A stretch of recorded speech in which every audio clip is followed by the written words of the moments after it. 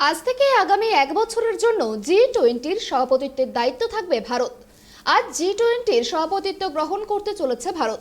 জলবায়ু পরিবর্তন, আর্থিক মন্দা, সন্ত্রাসবাদের বিরুদ্ধে লড়াই সহ একাধিক বৈশ্বিক প্রতিবন্ধকতার বিরুদ্ধে বিশেষ জোর দেওয়া হবে বলেই জানানো হয়েছে। আগামী এক বছরের জন্য জি-20-র সভাপতিত্ব থাকবে ভারতের হাতে। আজ জি-20-র সভাপতিত্ব গ্রহণ করতে চলেছে ভারত।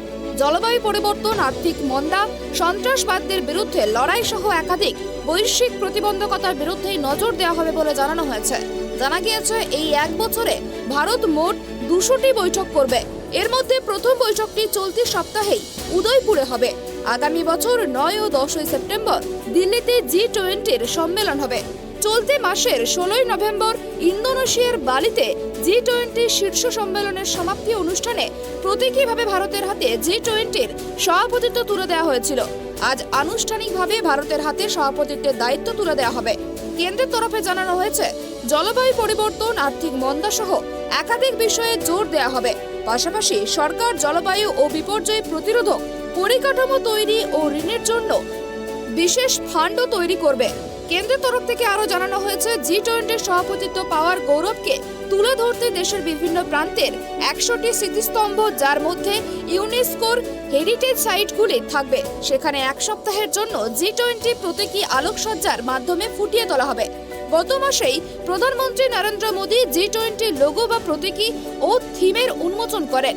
এবারে জি-20 লোগো হলো একটি পদ্মফুল ও পৃথিবী। অন্যদিকে জি-20 সম্মেলনের এবারের থিম হলো ওয়ান আর্থ, ওয়ান ফ্যামিলি, ওয়ান ফিউচার, যে ভারতে বাসুদেব কুটুম্বকম মন্ত্র অনুসরণ করে। তার অনুপ্রেরণাতেই জি-20 থিম বেছে নেওয়া হয়েছে। উল্লেখ্য, জি-20 হলো উন্নত ও উন্নয়নশীল অর্থনীতির দেশগুলির ফোরাম। জি-20 সদস্য দেশগুলি হলো Bharat, Argentina, Australia, Brazil, Canada, চীন, France, Germany, Indonesia, Italy, Japan, Republic of Korea, Mexico, Russia, Saudi আরব, দক্ষিণ আফ্রিকা, ব্রিটেন, আমেরিকা ও ইউরোপীয় union.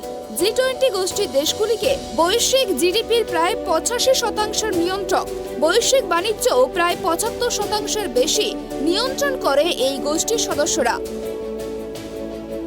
Bureau report, tribe TV.